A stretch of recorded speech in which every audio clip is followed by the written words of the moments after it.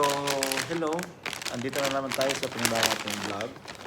Coffee review tayo, Nescafe. So, binili ko to dito sa... Pinabili ko pala actually.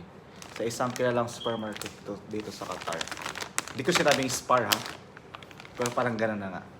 So, ito. Nakapagtimpla na ako ng kape. Pero yung tasa niya, Alik Cafe. So, yun. May tinit pa siya. Oh.